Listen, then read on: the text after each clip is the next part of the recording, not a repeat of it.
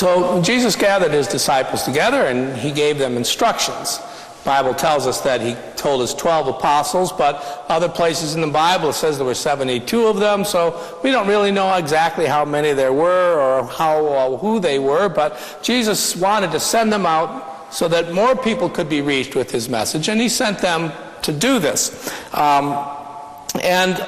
He told them to just start with the people of Israel. Let's work on the people that are supposed to know this already. Let's work with the people of Israel, give them first chance to hear the message, and then we will spread from that point out. So that was what it was, and the message that he gave them was, well, let's see.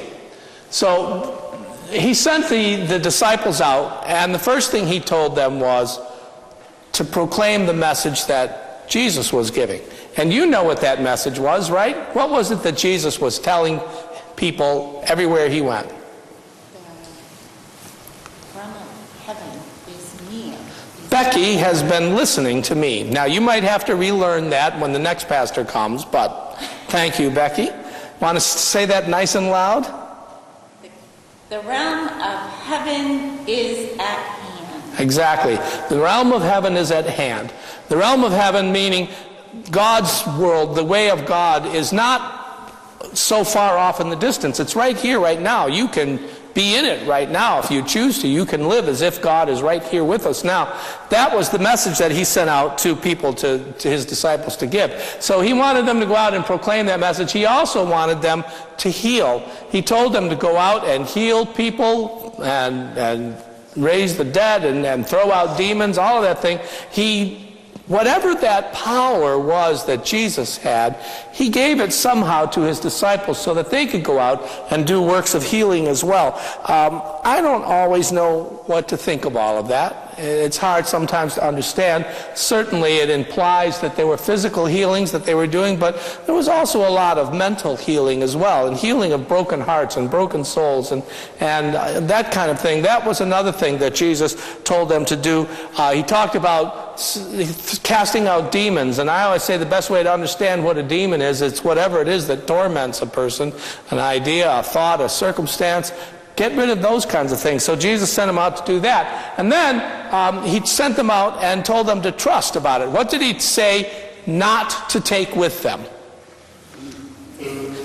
Pretty much anything. Food, don't take any extra food, don't take any extra clothing. You don't need a backpack. You don't leave your phone home. You're going to be able to do this without a GPS because it doesn't really matter where you go, just as long as you go somewhere. So he told them not to take anything with them for their journey. And that means that they're going to have to go out on this trip trusting that God is going to take care of them. And how would God go about taking care of them? Who would do that work? The other people. Now, it's much more practical in that part of the world than in our part of the world. Laura, you just got back from Europe. Did you take anything with you on that trip? Yes. Yeah. At the very least, you want to have your debit card in your pocket, right? So, but in that part of the world, travelers traveled by foot, and there weren't places to go and stay, and people who lived near the road just had it in their hearts as a habit to take people in, take strangers in. So it wasn't such an unusual idea that you as a traveler might end up staying with a stranger in that world, and that people recognized their obligation to help out those who were traveling. So that was part of what was happening. People would provide for you, Jesus said. They'll give you the food and water that you need. Don't worry about that. And that was how they went out. So they went out to proclaim, to heal, to trust. And then Jesus says, when you get to a town, find a worthy house, enter the house, and let your peace rest on them. Now, how many of you have had a guest in your home who did anything but let their peace rest on you? Okay? Have you had people in your life who, as soon as they come into your life, it's chaos or problems of some kind or another? There are people who are like that, are they not? None of you, I know, but there are others out there who are like that. And sometimes you also bring people into your house who just bring an air of calm into that. They come in and they're easy to be with, and they relax and they help. And that's what Jesus is saying. Find a place where the people are ready to receive you, and then you go in as a peaceful person and give them your peace. And if they don't accept that peacefulness, then move on. Take it back and go somewhere else. Move on. And in the moving on, Jesus says, shake off the very dust. Now, this is an exaggeration, of course, but what Jesus is saying is, don't take anything of that chaotic place with you. That place where there was trouble and pain, that house where there was arguments and fighting and dissension, don't take even the dust of that house with you.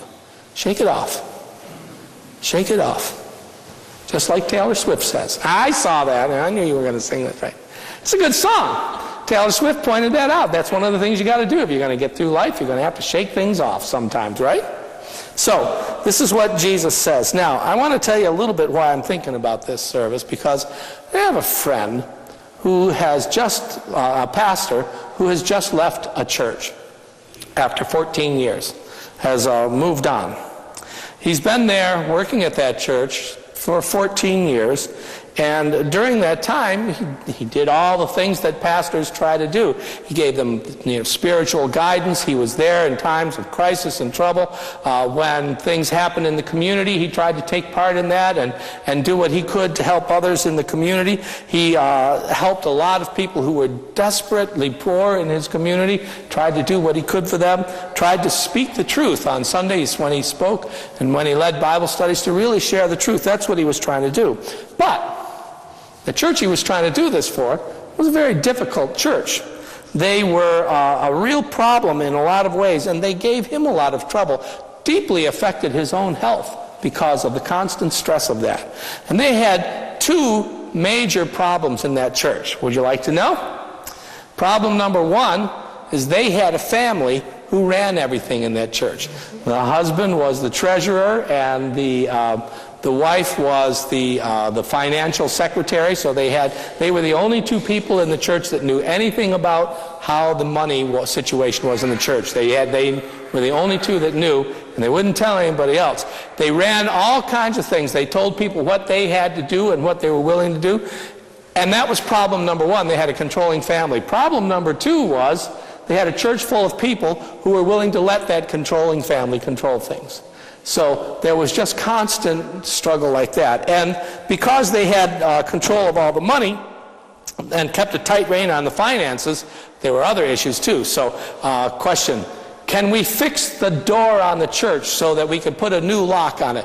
Yes, we can afford to do that. Can we give money to the food pantry? I'm sorry, we don't have the money to do that.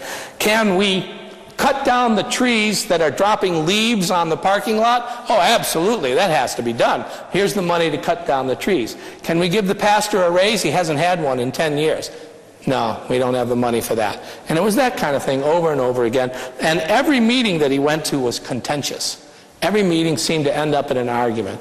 And things were ridiculous, like somebody would say, why didn't you visit me in the hospital?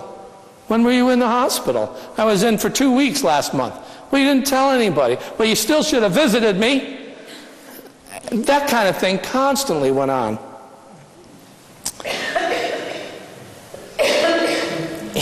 People would complain to him, too, that he wasn't bringing in new people to the church.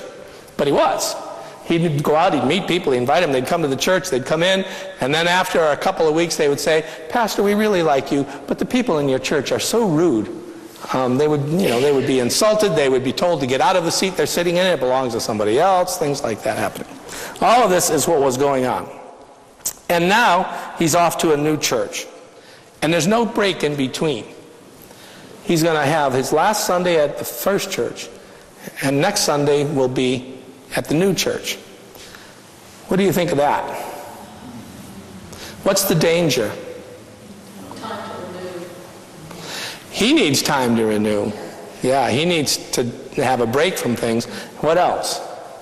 He needs to shake off the dust. He's covered with dust. He's covered with it. How much of the first church is he going to take with him to the second church? So much. Yeah. Yeah. We humans do this. We carry our rejections and our failures with us from place to place. We carry them with us. We want to continue to work on it, and we carry them with us. You might know, for example, that I was a very poor student from the 4th grade on until I got to college. In the 4th grade, I had a teacher who belittled her students. She would deride us, she would scold us publicly in front of others, everything she could do to tear you down as a person. It seemed like that's what she did. And it worked on me. And you know what the lesson she taught me was? She taught me that I was stupid and lazy. That was the lesson she taught me. And when I went to the 5th grade, what do you think I took with me? I took that lesson, and I took it to the 6th grade, and the 7th grade, and the 8th grade, and the 9th grade, and the 10th grade, because I was carrying that with me from place to place. And we humans do this. We do this kind of thing. We do this in our work as well as at school. When things go badly, it sticks to us. We might carry it along. You might have had a situation at work where you were a failure in a situation, and you go on to your next job and you're still carrying that with you, still thinking that. You might be saying, I'm just really not good at anything, and you carry that pain with you from place to place. Sometimes, as in the case of my friend, the fault lies in the situation. It was not his fault that things went badly at the church, because those people were mean-spirited and ill-willed, and he suffered from that. They made his work situation impossible. And sometimes, as in the case of my friend, it was also his fault, because he made plenty of mistakes along the way. And sometimes he reacted to what they did in a negative way that just kept the ball rolling. And this happens in our relationships as well. We do this in our relationships with other people. We know that most of what it means to be a man or a woman, or we learn that from our parents. We find out what it means to be an adult from our parents. And what if the lesson we get from our parents is not a good lesson? Where does that go?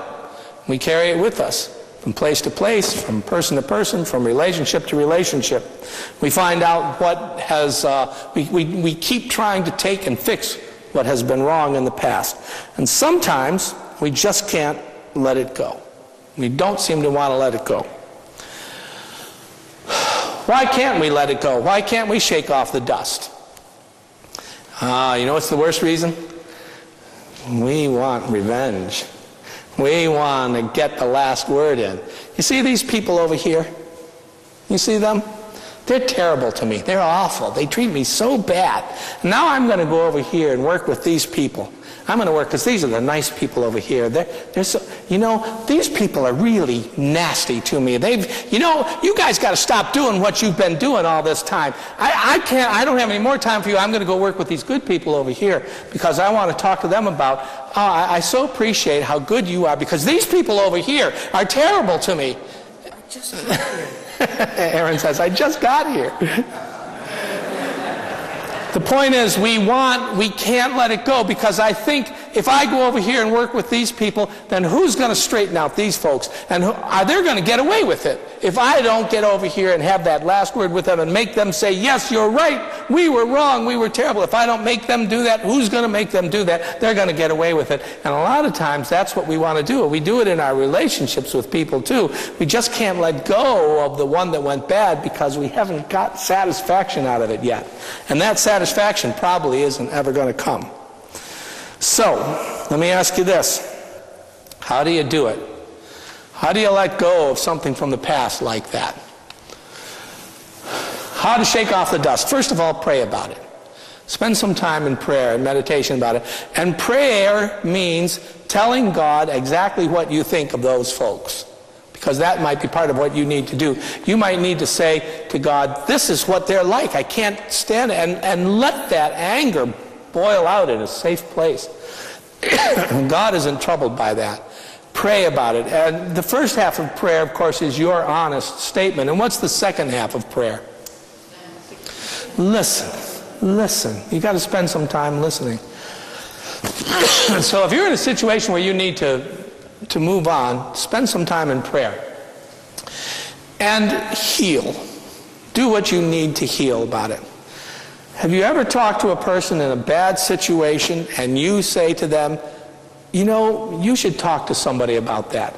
Or you might need to go to a support group. Or maybe you need to hit AA. Have you ever met somebody where you've had to say that to them? And do they do it? A lot of times no, because people aren't ready to be healed. You have to do that. And sometimes to heal, you're going to need treatment of some kind. In order to let go of a past situation, you may need to find some kind of way to heal. And get some perspective on it. Have you heard that saying where a couple is breaking up and the one is pleading, don't go, and the other one says, listen, it's not you, it's nothing you did wrong, it's me. Well, the perspective I want you to get is you might need to say this: it's not me, it's you. You might be in a situation that is intolerable with a toxic person, with someone who can't be trusted, with someone who is abusive. Get some perspective on it. Figure out where's your part and where's their part. Everybody, every conflict situation, there are people on both sides who are at fault, but it's not always even. Make sure you see the situation as it is. Get some perspective on it. And part of the way you get perspective is you might need to talk to somebody else in the healing process. Yeah. And then try to remember that you're supposed to love them. Now think about that person. You got them in mind? That person at that situation? Do you love that person? Do you have to? Nope. Do you have to love them? What did Jesus say? Yes, love your enemy. Love your enemy. A new command I give you, that you love one another. You have to love them. You don't have to like them. You don't have to be affectionate with them. You don't have to work with them anymore, but you do have to love them. And that means you have to want for them the best for them. It won't do my friend any good to carry that anger and resentment toward that church. He needs to be praying for them, praying that they will be touched by God's grace and peace. And finally, shake off the dust. Let it go. Just let it go. And you might actually have to physically do that sometimes. Shake it off. Let it go. Put the past where it belongs. Get in your car. Your car is a time machine. Did you know that? What's out the front window of your car? The future. What's in the back window? The past. The past. Move on. Shake off that dust. Squeal your tires if you have to. But let go.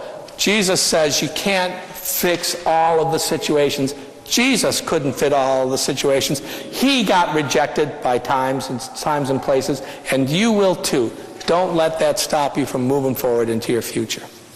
And by the way, this sermon is as much for me as anybody else in here. So thank you for listening. Amen.